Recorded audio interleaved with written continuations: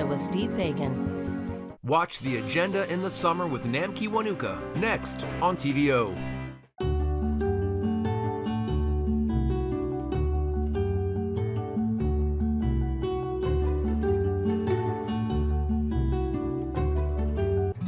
The following program is an encore presentation.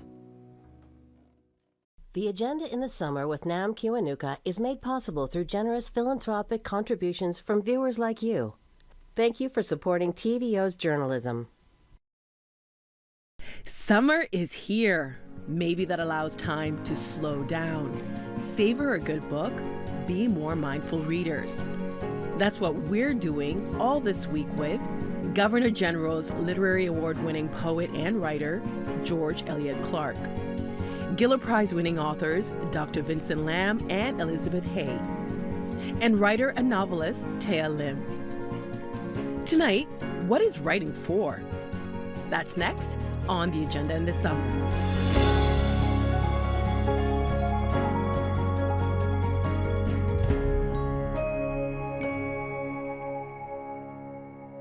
If I think back to when I was 11 years old, I think of a young girl who didn't know how to do her hair, dealing with acne, really bad glasses. All I would do was read in my room, and it gave me an opportunity to just kind of escape the world that I was in.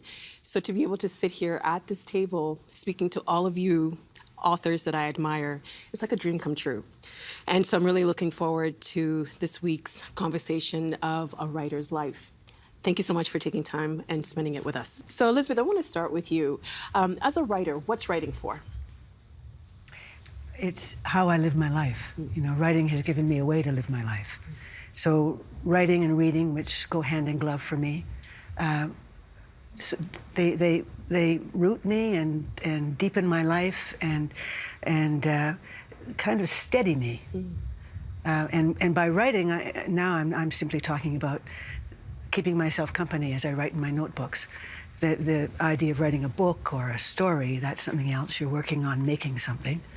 But it makes me feel more alive. Writing does, and so does reading. Well, I want to ask all of you about that. Vincent, you have another life as a physician, and now you write. You've been writing for a while. What does writing give to your life that being a physician doesn't? Well, similar to Liz, it's a way of inhabiting this thing which is my life. And so I do write fiction which is rooted in medicine as well as fiction which isn't. But to your question, the fiction which is rooted in medicine allows me to tap into, I think, some of the currents which are flowing beneath the surface. And sometimes we're obliged to live life on the surface, and yet those deeper currents are always there, and it's a way for me to access those. And Thea, what about you? I think that writing is often a way to make a problem into a place that readers and myself can enter into to try to think through the paces of that problem. Though I often joke that what I wind up doing is outsourcing my problems, just giving them to the readers so I don't have to solve them myself. That's very interesting. I want to come back to that. And George, what about you? For me, it's a question of recovering history and histories, plural, that are extremely essential for understanding the composition of society, the functioning of society, the aspiration, unfinished, unaccomplished aspiration for justice. And those are my motivations. And I want to follow this up with a quick poem to exercise the prerogative of a poet to always have a poem. This is Vision of Justice. I see the moon hunted down, spooked from hills.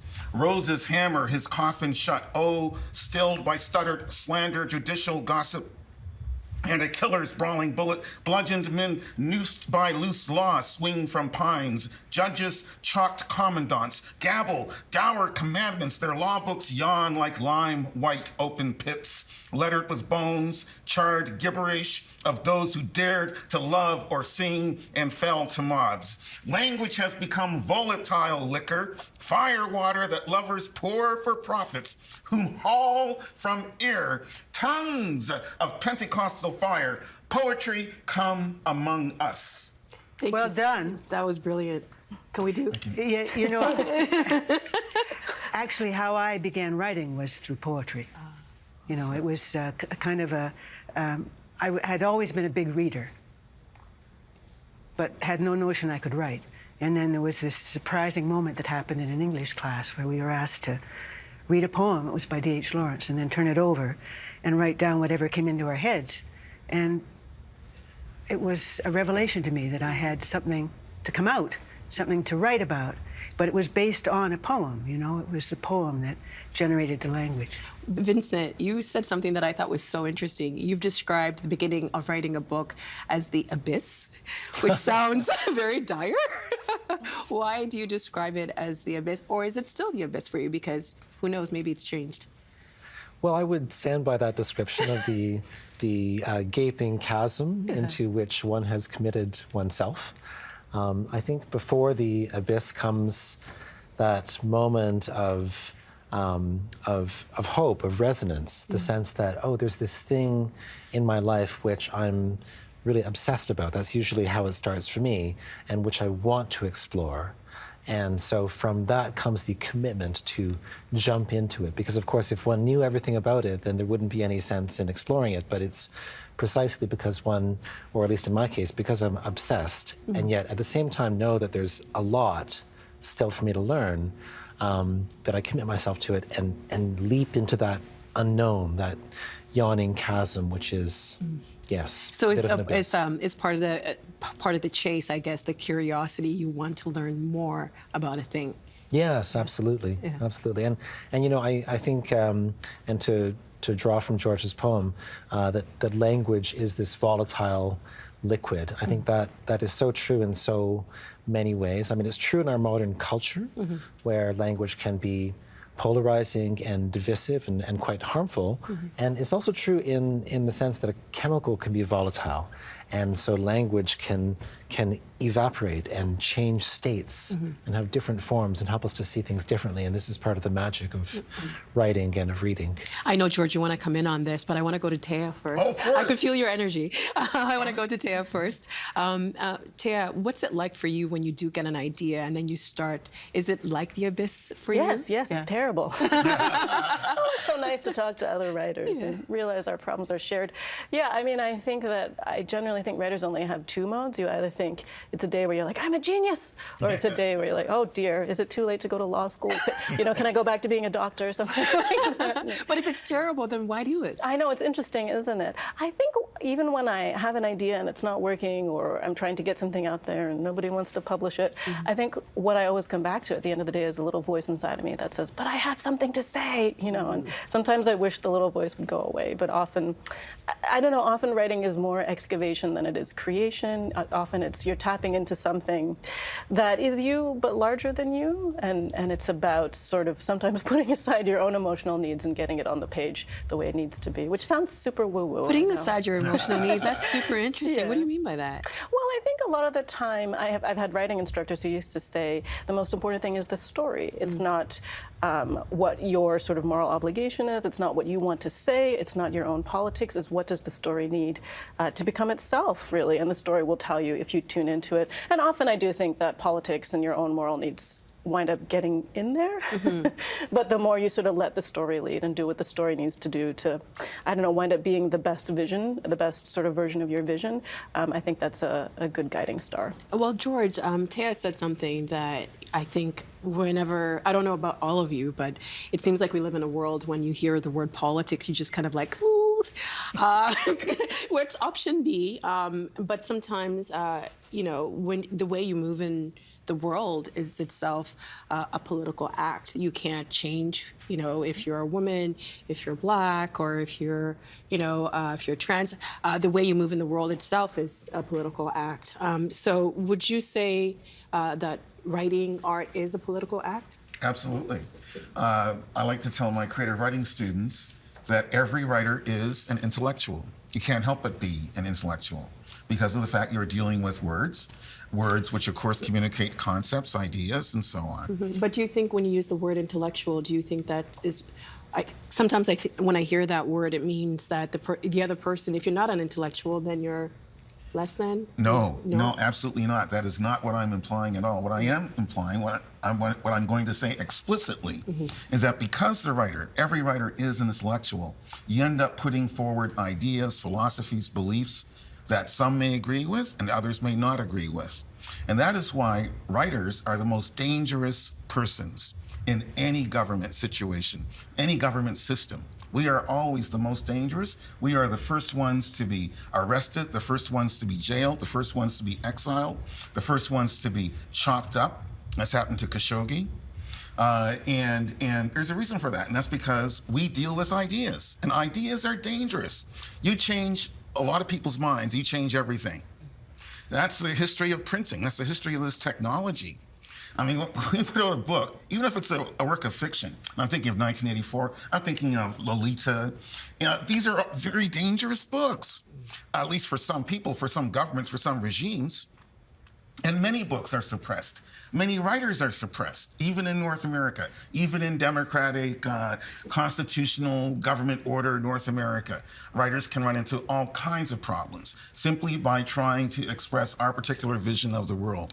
So whether we like it or not, we are political beings. As soon as we decide to put out a vision of the truth, as we see it, as we feel it, and to narrate that vision of the truth. And unfortunately, it does mean that some folks can become very riled up. Well, as you say, if everything is political, then why do we shy away from the political? So I come at it a bit differently. Of course, a different writer, different take on it. And sure, art is political because our relationships feed on the world and are shaped and informed by the world. And George and I would write differently, you know? So in my work, I don't bring things to a narrow political point, right? I'm trying to bring all the aspects of somebody's life and lives, of life itself, to play, and then leave room, you know, for the reader to spend time with these characters and come to their own conclusions. If I may say, though, because you've written about your relationship with your parents. Yes. And so how do you balance, I guess, living in your truth while interrogating your role in those relationships? Because I think if you've grown up in a family, it seems as if everybody has a different version of what life was like. And I mean, it's dangerous writing about your family. So I wrote about my parents, but I waited until they were dead. And even then, it was very fraught territory. Would you say, though, because, and this I say respectfully, obviously, but would you say that some people might say that's taking the easy way out by waiting until they've passed? Or is that done out of respect for them? I think it's done, you know, I can only tackle these things when I'm ready to tackle them. And you know, throughout my life, I've written quite a bit about my mother, much less about my father's anger, for instance. And writing that I did do about his anger, I put away because it would have been too painful. I think, you know, this whole question of what we have the right to write about and who we have the right to write about is perennial and a great problem for writers. It's something you have to figure out on your own. You said it was dangerous to write about your parents, and I guess for me anyways, the things that I've gotten as a reader is it's helped me understand, and as I've gotten older, the way that I viewed my parents is very different now since I've become a parent. When I was younger, my parents, I owned them, they were mine, but then as I've gotten older, they were their own people before they had me. Yes, and so I was in my 60s before I wrote that book about my parents. And I'm glad I waited because I could see things from their point of view in a way that I couldn't before. So you come at things when you're ready for them, and then you take the consequences. Vincent, you've written about your grandfather. How did that help you understand yourself maybe and your family? What did that give you? Sure. So my novel, which was inspired by my grandfather, and I really feel it's an important distinction that it's not about him, in the sense that a biography would be about him. Book called The Headmaster's Wager was also very much a political book, because it was and is a book which is to do with the Chinese community in Vietnam during the time of the conflict in Vietnam, and has to do with the role of a minority community within a very fraught political context. And so that cannot help but being political. And I think that one of the ways that we can understand politics is by inhabiting characters who are experiencing politics. And I think also that sometimes the political significance of long-form writing, and I think this is probably true for both fiction and nonfiction, but I think especially for fiction, is that it speaks to the form of discussion. And when I think about the current form of political discussion, it's reductionistic, it's polarizing, it aims to be very certain in its outcome, whether or not there is a basis for those outcomes, because that has a great deal of political traction. And I think one of the things that we're doing when we write is we're giving room for doubt, we're giving room for ambiguity, and we're giving room for a variety of perspectives. And so that speaks to the form of politics, and doing so is absolutely political. Thea, when we talk about politics, I think we've all kind of, whether or not you want to see it, the past few years, as we've navigated the pandemic, something that was a health issue became very political indeed. And your book was set in a time when we are dealing with a flu pandemic. When this whole thing was happening, what went through your mind knowing that you had written a book about it? I shouldn't have written a book about it. It's your fault. It's all your fault.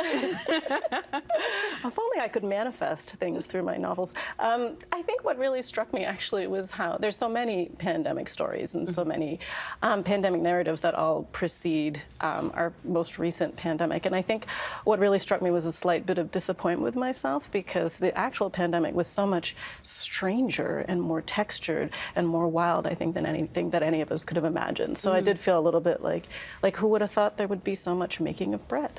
Like, who would have thought that all it takes for, an entire sort of society to collapse is for the stores to be closed for 4 days, And I thought, wow, I was really trying to tap in and be imaginative, but in some ways maybe nothing is as interesting as real life. So did it disappoint you?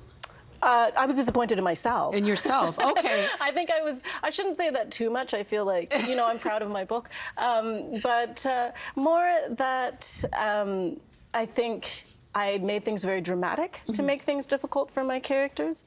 And because of the nature of our political situation, you don't usually actually have to inject drama in order to reckon with the fact that the rules of our world really determine how people move through the world, and there's no way around them. You don't sort of have to invent pandemics. You don't have to do what I did in my novel, which was to separate a country into two, to close the borders, to make the credit card companies go down. Like real life on its own, it takes very little to sort of push people over the edge. I just kind of feel disappointed by some of our behavior. So you would rewrite it? No. I mean, I wrote it. Like I said, I'm proud of it. I think it's, it's part of, it came out of a particular situation in my life. It came out of a particular time. We make the best decisions we can with the information we have, whether as artists or as people. But it's interesting to look at it through that lens. One thing I'm surprised by is that readers don't mind. But I'm like, I'm just going to talk about how unrealistic it is. And they're like, oh, no, but yeah. Yeah. And maybe we don't have to try so hard sometimes. Exactly. I think, yeah. Just like we have to invent. Yes, I think that's what I realized, that in some ways our job as writers is to pay attention more than it is to invent catastrophe, and that within real life there's so much catastrophe if you pay even closer attention. I thought I was paying attention, but it was a good lesson in paying even more. This kind of reminds me, I spoke to an Indigenous writer a few years ago, and their novel was in a dystopian future, and then she said, for Indigenous communities, we're already living in dystopia, and I never actually thought about that before. Yeah. Well, I would just add to the discussion the simple fact that, as an American writer said, and I forget her name, We live our lives and we write our philosophies. So everything that we write, whether we like it or not, does, in fact, put forward a philosophical and therefore political perspective.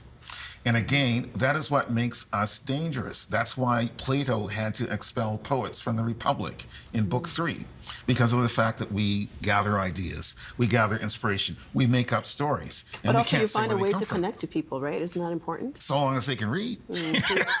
So long as they can read. Yeah. Absolutely. And then the power of that is that their imaginations basically liberate the text, liberate the story, so that they take from it what they need in order to create that particular universe, that particular world, that particular society, that particular family, its rules, its problems, its challenges, its successes, and so on, and to take lessons from what is written that they may be able to apply to their own situations, to their own lives.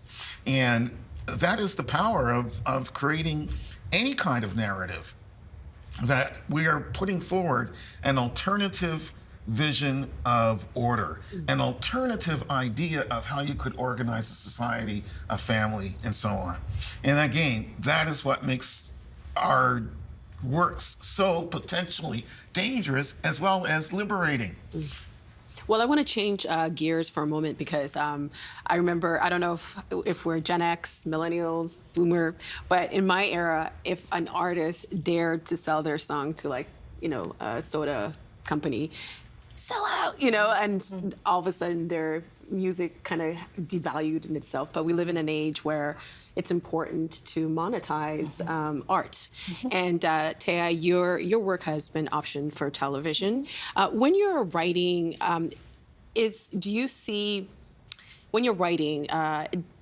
do you think of a way how your work is going to be introduced to other audiences and maybe how you can monetize it even more? Because I know it's hard to be a writer in this economy. Yeah.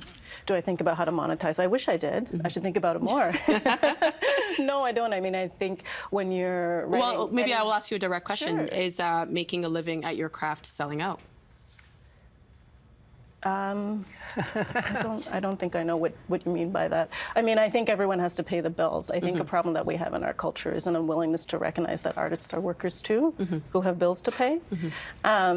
I think if anybody can make a lot of money off of their work, which I haven't personally, sadly for me, good for them, right? Yeah, I think that's a great thing. What I think I find stranger about our particular cultural moment is that, like you, I remember a time when sort of, you would be a sellout if you sort of made money off of your work. Now people are in such a rush to sell out. Like they're in such a rush to put their most intimate moments, I think, on a platform so that they can make money off of it. And again, like I say, I can't entirely judge that because life is hard, but I do wonder about the effect that it has on our interior lives, on having a space that is our own, which I think people need to be human.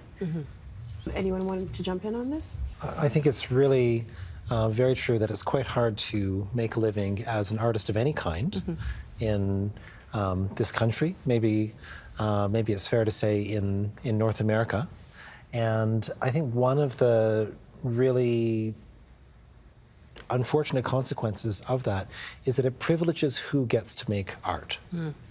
And so if we accept that as being true, that it's really hard to make a living, then it means that someone typically needs another means of earning a living, which is not necessarily a bad thing. I love doing medicine, but it's a great privilege that I have to be able to do both, to be able to do medicine and to write. And I think that this reality probably skews the voices whom we hear from. Because for me, whether my books sell or not is believe me, matters a great deal in terms of my vanity. But it's not existential. Whereas for some people, to devote a huge amount of time to writing a book would be, the question of whether it's sold or not would be existential. And that probably means that we don't hear from many of those voices, which is a loss in our landscape. And also, I agree. I think it winds up being a taboo in a lot of artistic communities to talk about the reception of your work. It means you're a brazen careerist. You don't care about the work itself. If you love the work, that would be enough. And again, it's oddly in service of capitalism because it sort of hides the fact that everyone is a worker, that we all need to sort of make ends meet. It makes it impossible to talk about what we're doing within the physical terms in which we're doing it. It sort of de-worlds the act of what we're doing. Does it impact your creativity when you're thinking about deadlines and money and? Yeah, but I mean, I think that's true. That's true for any kind of worker. All workers are on deadline. You never say to an accountant, "Is it hard to, get all the balance sheets done?" When it's around tax time, we don't think about it that way. I think everyone has to work within those terms, and for some reason, within the cultural industries, there's a real need to hide the fact that we work within those terms, and it does wind up, I think, leading to the things that Vincent is talking about, where if you can't sort of pretend that you don't need the money, then you wind up not being able to be part of the industry at all. It's always been a struggle, right?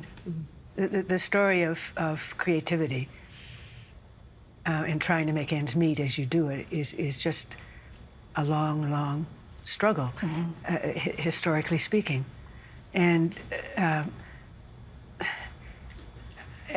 so I'm not divided when I say this, that I think a guaranteed annual income is what society needs. And at the same time, the drive it takes to actually produce a book is kind of phenomenal. And having a guaranteed income is not going to give you the drive. So it's a mixture, isn't it, of realities here. But do you feel that the drive to make an income gets the books out? I have heard Sylvia Moreno Garcia say that she says, when I don't feel motivated, I look at my bank balance, which Well, I remember, I often think of Mordecai Richler and his 6 children. I mean, he had to work like a dog to support his family, and so he did all manner of things, including the movie scripts and so on. So I'm just always incredibly impressed by anybody who manages to be prolific, who manages to actually reach an audience, because I think it takes huge creative imagination and endeavor to reach an audience. And then I'm also very aware that if an author doesn't sell books, the publisher drops them. Right. So it really is a market. It's a business market that we're never allowed to forget, of course. Thank you again. This is just scratching the surface of all the things that we're going to be talking about this week. Tomorrow, we're going to be discussing how to read, and we'll learn more about our authors. So hopefully you can all join us. Our guests all this week are George Elliott Clarke, author of many books, including Where Beauty Survived, an Africadian memoir. Dr. Vincent Lam, whose new novel is On the Ravine. Elizabeth Hay, author of the just-published novel Snow Road Station. And Thea Lim, author most recently of An Ocean of Minutes. The Agenda in the Summer with Nam Kiwanuka is made possible through generous philanthropic contributions from viewers like you. Thank you for supporting TVO's journalism.